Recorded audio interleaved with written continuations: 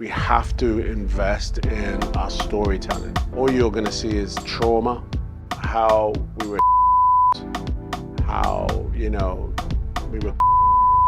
Defendant Tyler Perry is a producer-director who wields immense power in the movie industry.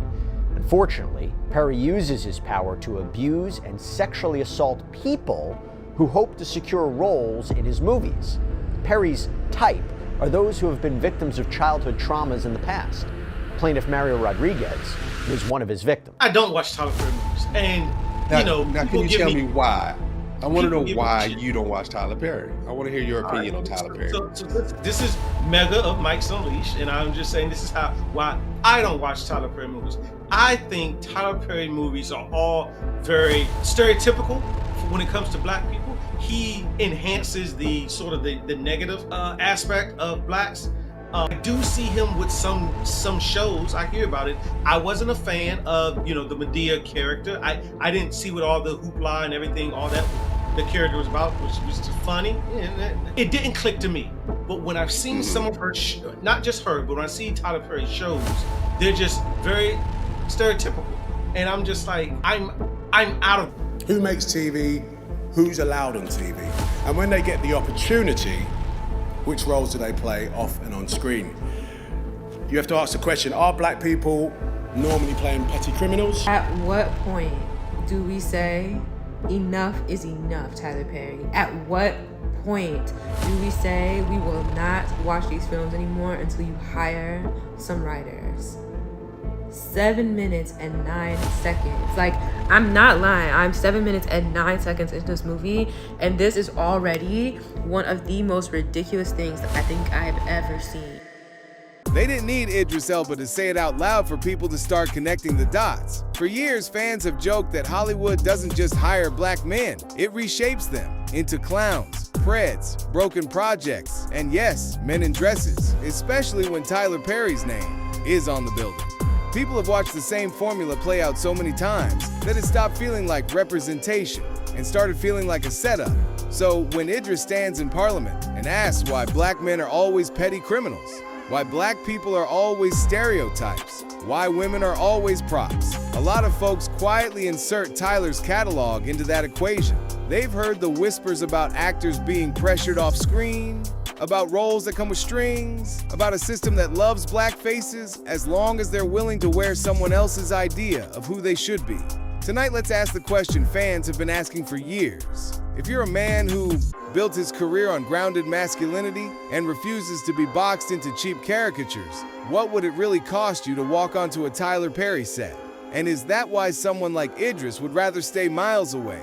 Even if it means turning down a bag most actors would die for. So I don't know if you know this, but all shows on television have a writer's room. And most of the time there are 10 people, 12, whatever, that write all these television shows, right? Well, I have no writer's room. Nobody writes any of my work. I write it all. Why am I telling you this? I wrote all of these scripts by myself in 2019. What's my point? Work ethic! Tyler loves to remind people that every word, every character, every plot twist in his universe comes from his pen. On paper, that sounds like hustle. In reality, it means one man decides over and over again that the safest way to make $1 billion is to keep black men loud, broken, or ridiculous, and black women suffering their way into salvation. When there's no writer's room to push back, no elders to say, this image is dangerous. The stereotypes don't just slip through, they become the brand. I'm very proud of Monique. She did an excellent job. I'm happy for her. I hope she gets an Academy Award, an NAACP, but the movie, I just couldn't help it. As a black man, that movie, I couldn't stand that movie. I was very offended by that movie. That movie was insane.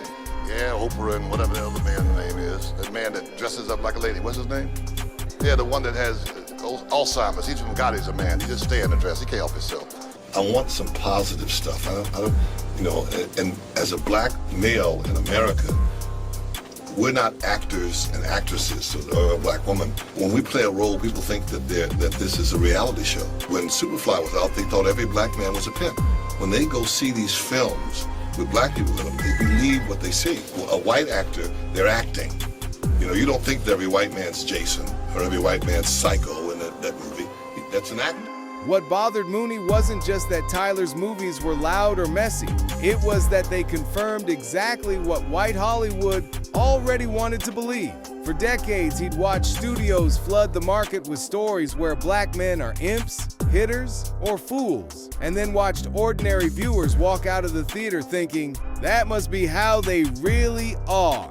When Tyler came along with $1 billion megaphone and doubled down on those same beats, Mooney saw it less as a black success story and more as a cosign on every lazy assumption he'd been fighting since the prior days. Now, put that next to Idris's whole mission statement. This is a man who flies to Parliament to ask why black people are always petty criminals, why black people are always a joke, why women are always orbiting some man, and why anyone who isn't straight, white, and male gets locked in a box the second they show up on screen. In that light, Mooney's warning and Idris's speech are saying the same thing from two different generations. When you keep feeding the world the same caricature of black life, you're not just making bad art, you're making it almost impossible for the next black man who walks in the room to be seen as anything else. And that is exactly the kind of room Idris has spent his entire career trying to avoid. Meet the Browns was the most stressful and hardest thing that I've ever done in my entire life. I had no idea that Tyler Perry Studios' schedule was so drastic. If you're working on a regular network show, they take a whole week to film an episode. Tyler Perry Studios, they film an episode in one day. The character was Jeffrey, a fat high school teenager who is very intellectual, who's getting bullied at school. I take 2 to 3 days to learn the entire script. On the day of filming, first thing we do is a table read. I know all of my lines. I'm ready to go. So the director, who is Alfonso Ribeiro Carlton in The Fresh Prince of Bel-Air, he starts to block us, telling the actors where to go, where to stand. Mr. Perry comes in, everything changes. So we literally run the entire episode for him, and he hates it. Does that mean I have to learn a whole new script? Yes, that's what it means. Mr. Perry, on the spot, starts rewriting the entire script, and he's feeding me the lines to say, and the director is kind of standing on the side like, better do it, because if not, they will fire you. Here is where the shoe hit the fan. So in the middle of Mr. Perry changing up the scenes, he says, you know, I want Jeffrey to be gay, and he has a crush on his bully. That's not what I auditioned for. Once you understand how much control Tyler has over the image, Brandon Jay's story stops sounding like behind-the-scenes gossip and starts sounding like a blueprint. He describes walking onto a set where roles, dialogue, even entire characters can be flipped in seconds with no warning, and your only options are adjust or get replaced. That means if Tyler suddenly decides the character that looked like you is now the fool, the pred, or the down bad stereotype, there's no writing room to argue and no showrunner to appeal to. You either perform the new version of yourself or you're gone. I remember the person that I wanted to impress the most was Mr. Perry. I always looked up to him, and he was just sitting on the side looking at me. He was just looking at me, like waiting for me to do something. I felt like he was about to fire me. Everybody's expecting me to pull something out. They don't even let me finish the third take. They're like, cut, we need to reset. So at this time, I just kind of black out, and I get so angry and frustrated in the moment that when they call action on the fourth take, I lose it. I'm screaming, I'm yelling, I'm crying. Not because I was acting, but I was feeling those emotions because of how overwhelmed I was in this moment. Brandon talks about literally breaking down in tears on set, not because the scene was deep, but because the power dynamic was. One man's reaction determined who worked, who got rewritten, and who disappeared. And that's exactly the kind of setup people online are talking about when they say Tyler's studio runs on fear, not collaboration. In fan threads and actor subreddits, you'll see the same pattern. Performers saying they felt rushed, replaceable, and pressured to just trust Tyler's vision, even when that vision meant leaning harder into stereotypes or humiliating beats. Now line that up with the other whispers around his empire. The ones about actors being promised roles if they were open-minded, about Christian Keys and Derek Dixon hinting they were cornered off screen, about people feeling like the job offer came bundled with unspoken expectations. In a space where the people who actually own the entertainment industry, they not gonna allow Tyler Perry to make movies about black women winning in life. Cause they don't, cause the higher ups, the government, the world really don't like black women. And they wouldn't dare want black women to get inspired or that makes so much sense, girl. You just made me think about it.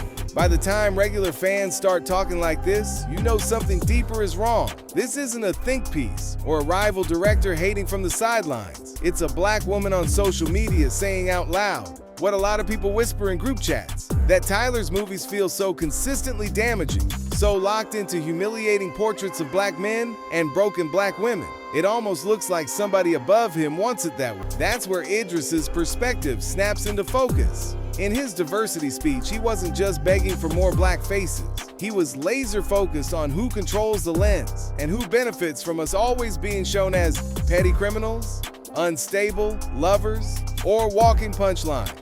It looks like Tyler is either being leaned on by higher-ups or is happily doing their work for them.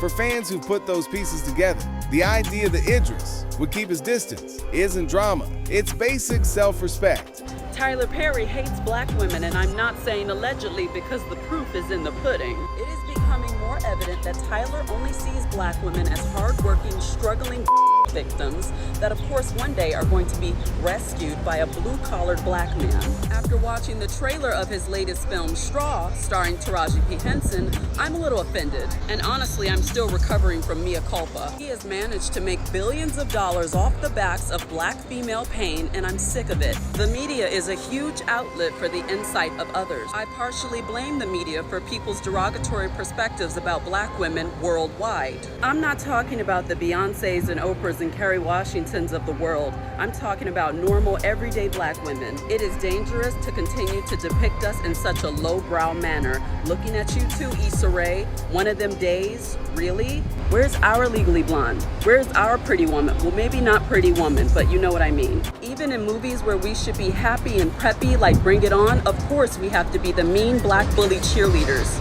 Do you know what type of message that's sending to everyone else? As a black woman, I am tired of being showcased as a bottom-of-the-barrel human being. And the person accusing him now is model Mario Rodriguez. He is now suing Tyler Perry. Now, the reason that I say this is because as we go into these shocking claims and the potential legal strength of these claims, I mean, we're talking allegations of sexual assault by Perry, followed by something that I think is going to make your jaw drop. This is not the first time we have talked about Tyler Perry recently. No, we covered Tyler Perry here before, back in June. Another actor, Derek Dixon, filed a $260 million lawsuit in California accusing Perry of essentially quid pro quo sexual harassment and assault. Now, Perry's legal team, they fought back hard. They called it a failed money grab, arguing the case should be thrown out or moved to Georgia. That battle is still playing out, by the way. But now, Perry is facing a second, arguably strikingly similar kind of lawsuit. And that's what we want to go into. Now, this new one was filed just days ago, literally on Christmas Day, December 25th, 2025 in California Superior Court. And this is brought, again, by Mario Rodriguez, a model, an actor who had this very small role in Perry's 2016 film called Boo, A Madea Halloween. And this lawsuit doesn't just name Tyler Perry. It also seemingly targets his production company and Lionsgate, the studio that distributes Tyler Perry's films. So defendant Tyler Perry is a producer-director who wields immense power in the movie industry. Unfortunately, Perry uses his power to abuse and sexually assault people who hope to secure roles in his movies. Perry's type are those who have been victims of childhood traumas in the past. Plaintiff Mario Rodriguez was one of his victims. When a black woman sits on camera and says, Tyler Perry hates black women, she is not doing media theory. She is describing how it feels to watch version after version of herself, written as bitter, broken, or barely human. And she sounds exhausted, not edgy. That frustration lands even harder when for someone like Idris, who has spent years arguing that black people are already over-policed and flattened into one-note criminals and props. This is the nightmare scenario, a black-owned studio that tells the world the worst possible story about black life, while the people inside it whisper about feeling used, unsafe, or ashamed for ever saying yes. Each artist should be allowed to pursue the artistic endeavor, but I still think a lot of stuff that's on today is coonery and buffoonery. And I know it's making a lot of money, breaking records, but we could do better. A lot of this is on us. You know, you vote with your pocketbook, your wallet, you vote with your time sitting in front of the idiot box. And the man has a huge audience, and Tyler's very smart. You know what he's done. He started out, you know, with these plays, and church buses would pull up, packed, and he's parlayed it into a, you know, bought his own jet. You know, you can buy a jet, you got money. But at the same time, for me, just imagery is troubling. Is there a disappointment from you as a director and an African American that Miracle at St. Anna won't get the same audience as some of the other movies that you will make? And therefore, the idea of what we support? Well, here's the thing. I mean, DVD is a director's best friend. So a lot of people have come up to me and said they like the film a lot, but for whatever reason, they didn't get to see it in the theater, but they definitely got the bootleg or watched on television, pay-per-view. And even if nobody showed up, I wanted to make that film because Hollywood historically has omitted the contribution of 1.1 African-American men and women who fought and died for this country in World War II. And I just got tired of seeing these films again and again and again, which does not give any love to us. The first person to die for this country was a black man, Crispus Attucks. We're not talking, I mean, we're more patriotic than anybody. Listen to the way Idris talks when he says there's a lot of troubling stuff in how certain people are portrayed, and that each artist has a duty to do better. He's not gossiping, he's laying out a standard. Then you put that right beside Spike Lee flat out calling Tyler's work coonery, buffoonery, and saying a man with that much money and reach has done black America a disservice by choosing the lowest, loudest stereotypes instead of pushing the culture forward. And through all of that, Tyler's on another stage, grinning, proudly saying he writes all his own films and shows, like the lack of a writer's room is a flex and not a red flag, when those same projects keep churning out the exact images. Idris and Spike are begging Hollywood to retire. For a guy like Idris, who is on record saying he cares about who holds the pen and who gets humanized or flattened on screen, that's the whole problem in one package. One man, total control, and a track record of stories that make black life look small, foolish, or broken. He was sexually harassing me for years.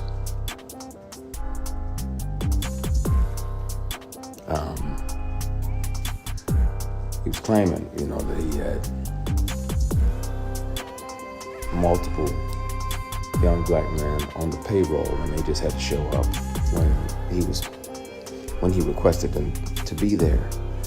And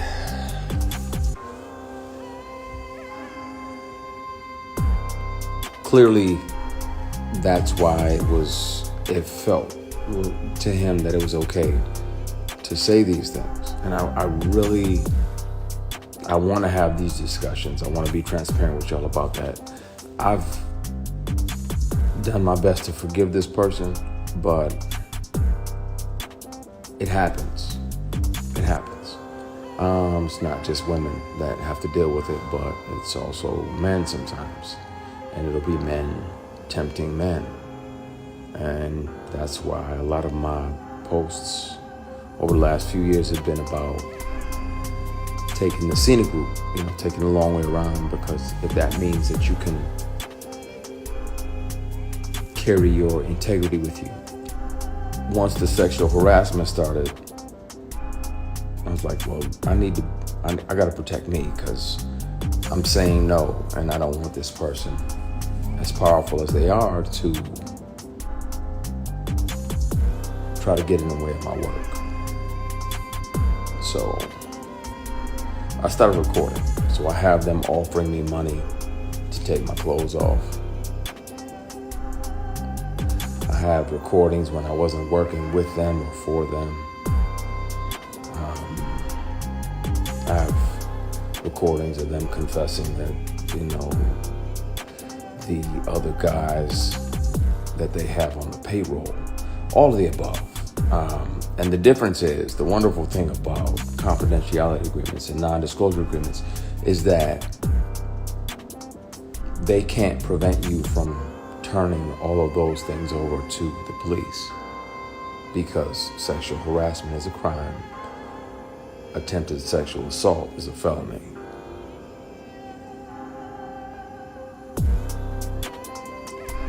And Tams, you literally just asked, why do we as black people have to deal with that? But sometimes it's our own people. Sometimes it's our own heroes. Sometimes it's the very people we deify. And we look up like, oh, they're doing so much, No, they're also doing this. Meet Derek Dixon, a man who's suing Tyler Perry for $260 million. Now, he's suing Tyler Perry for something called quid pro quo. Listen closely. Quid pro quo basically means if you do something for me, I do something for you. But see, a lot of times it's not that simple, because there's an unspoken flip side. If you don't do this something for me, who knows what's gonna happen to you? Now let's get a little deeper into the story. Now this is all alleged, so pretend I'm saying alleged in front of anything. Okay, so Derek Dixon said, look, he's working at a party, right, as event staff. Tyler Perry's at that party. He said, oh, who that? He goes up to Derek Dixon and said, hey, you wanna be in some movies and stuff? Derek Dixon said, oh man, this is my big break. Tyler Perry must see something in me. Now, the thing is, to the public, Tyler Perry is known as a really nice guy. So Derek Dixon is just automatically assuming that. So Tyler starts texting him like, hey bro, like you good? Like what's going on? Derek said, what's going on with me, man? I just be chilling. Tyler Perry said, chilling in your new car. Look outside. Derek looks outside. Derek got a new car, courtesy of Tyler Perry. Tyler Perry said, matter of fact, you trying to act, right? Derek said, yeah. Tyler Perry said, come on my new show. Derek said, man, this dude is locked in. And suddenly, Tyler Perry started texting a little weird, sending a bunch of texts, calling all the time. Derek like, damn, slow down, broski. And Tyler started coming on a little strong, started getting a little bit inappropriate. Derek said, okay, let me just ignore this. It's all gonna go away. Tyler said, hey, come to the crib. Derek said, what? Tyler said, what? You work as event staff, right? Derek said, yeah. Tyler said, yeah, come to the crib. As event staff, bro. Come as event staff. So Derek comes to the crib. Everybody drinking, everybody having a good time. Derek drinking. Everybody leaves. Derek about to leave. Tyler says, no, you've been drinking. Derek says, yeah, that's true. Tyler says, you could just stay at my guest room. You good. Derek goes into the guest room. He don't got no pajamas, so he wears his underclothes, goes to sleep. Somebody climbs in the bed next to him. Hello, it's Tyler Perry. You ain't heard me say it started to get wicked yet. We just getting started. Tyler Perry started grabbing on bro. Derek gets up. He says, yo, chill out, man. I don't really do that. I don't do that. Tyler said, oh, my fault. Derek said, all right, bro. Tyler said, all right, bro, I'm gonna catch you. Tyler leaves. Tyler then texts Derek. This is the next day. Tyler says, look, bro, I got a new show for you. Now, here's where the stakes get raised. Right now, Derek has got a small part in one of Tyler's smaller shows. After this incident happens, Tyler says, look, I got a bigger show for you in a bigger show. Derek says, all right, I'll do it. So Derek Dixon gets a part on Tyler Perry's show called The Oval. Whole time, Tyler Perry's still texting him, saying, see, if my friends do stuff for me, I do stuff for them. Quid pro quo, remember that. Now let's look at the flip side of quid pro quo.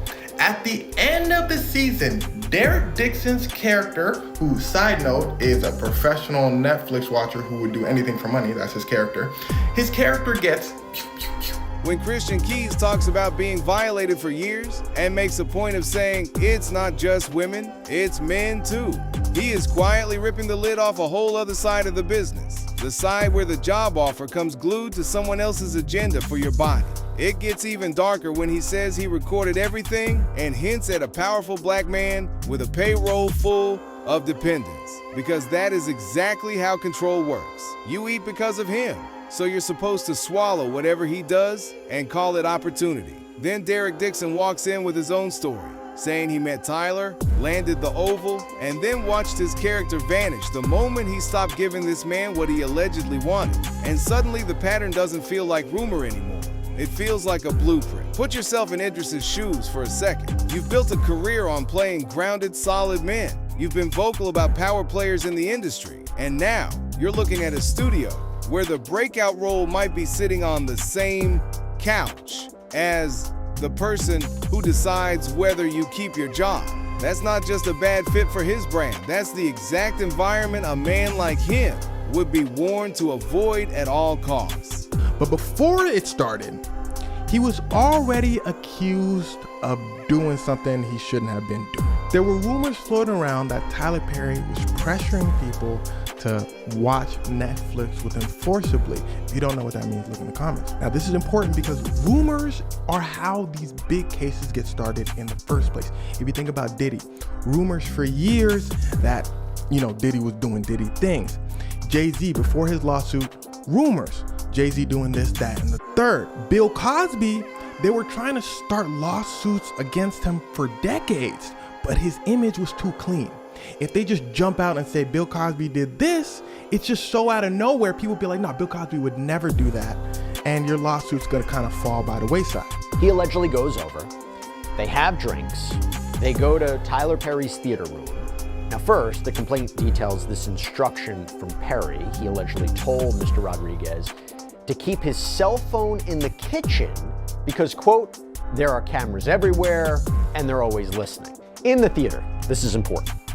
The suit alleges that Perry began asking deeply personal questions about Rodriguez's childhood and traumas, and Rodriguez became emotional. The suit alleges, quote, Mr. Perry told him, you have a lot of trauma in you, and believe it or not, we have a lot in common.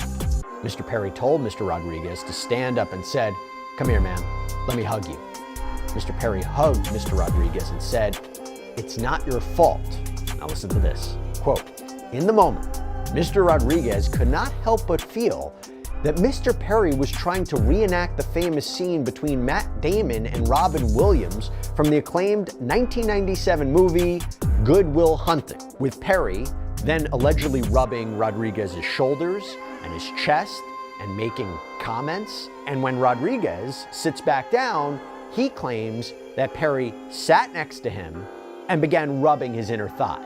Now, Rodriguez claims that he then got up and excused himself, but the suit quotes, or allegedly quotes, Perry as being persistent, saying, just relax. I promise I'm a good guy to know and have in your corner. You just need to relax and stop being so tense. Man, if you just come, I would take care of you for the rest of your life and you wouldn't have to worry about anything, and I know you'll come around. Picture this. You think you're walking into a career meeting, and somewhere between the jokes and the compliments, it turns into Netflix and chill with a man who controls jobs, budgets, and who gets invited back. That's what happened. Not a cute date, but that's when a bait and switch, where our professionalism melts and suddenly your future feels like it depends on how far you're willing to go in private. Not only that, another man details how the machine works step by step. Scouts approach you, they flatter you, they dangle opportunity, and by the time you're alone in that theater, he says Tyler is hunting, allegedly leaning in with lines like, I know you'll come around, like your no is just a scheduling issue, not a boundary. When someone with that much power treats consent like a waiting game, every invitation stops feeling like a blessing and starts feeling like a setup. Now drop the Idris rumor into this exact atmosphere, where Tyler supposedly tried something and Idris cut it off on the spot, and you start to understand why fans don't laugh it off. True or not, it plugs perfectly into the pattern critics keep naming. a man who blurs opportunity and access, who allegedly tests how flexible you are behind closed doors, and a world where the smartest move for a black star guarding his image is not to negotiate, not to adapt, but to never walk into that room in the first place. I genuinely find it weird how black people ignore the fact that people who are rich, black people who are rich, they get rich off of the backs of us, and we continue to support the behavior. They have money to quiet people, and we continue to support their behavior. And then years and decades later, here comes the Diddy case. I don't want to hear about it because y'all have seen the things that has happened to black people, but y'all only care when it's a non-black person. Tyler Perry and Tyler Perry Studios are now being accused by one of their former actors, Braxton Wells, of covering up his grape, NSA, by one of their top executives. Braxton Wells is a former actor from the series Ruthless, was also featured in The Oval. Sound familiar? As you know, it was just last month that Derek Dixon sued Tyler Perry for $260 million. Well, apparently, Braxton Wells settled with Tyler Perry Studios back in October of 2024, not that long ago. He accused Tyler Perry's senior vice president of graping him and SAing him. He also alleged that Mark Swinton drugged him allegedly. Mark is on the left. He's worked with Tyler Perry for multiple years, probably like 15 plus years on scripted television projects and movies. So Braxton Wells on his social media shared various videos, screenshots, and even his settlement agreement where he settled with Tyler Perry Studios, Tyler Perry, and Mark in this settlement agreement, which he also signed a non-disclosure agreement. In the settlement, he received $500,000. However, $201,000 went to his legal team. However, he's claiming that he felt like he was misrepresented by his legal team. He says that Derek Dixon's attorney, he had reached out to him before the whole Derek Dixon of it all, and he refused to take his case. However, wants him to be involved in Derek's case. It should be noted that Braxton is a former Army vet, and he says there were certain things because he's a vet he should have been afforded when it comes to his rights. He also filed a police report in regards to this. He had posted, even before he posted here, he had posted before he made the settlement with his claims. He believes the attorney that represented him were in cahoots with Tyler Perry and Tyler Perry Studios. Braxton also believes, even though he signed the settlement agreement and there's a non-disclosure within the settlement agreement, he believes that it's voided because he signed that under duress. He's believing that his legal team misrepresented him. He believes that they were working with Tyler Perry's legal team against him. But here's the thing.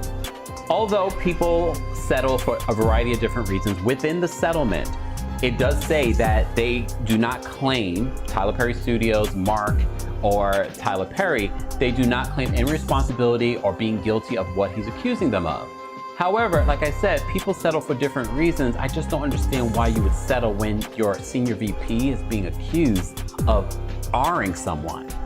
According to Braxton, he alleges that Tyler Perry and Tyler Perry Studios are covering up for a predator. Creating the machine of protecting a pred instead of its performers. Put that next to Idris's whole message about power, dignity, and who gets sacrificed for the sake of black success, and the picture is brutal. The very empire that claims to uplift black stories is being accused over and over of swallowing black voices to keep one man's brand alive.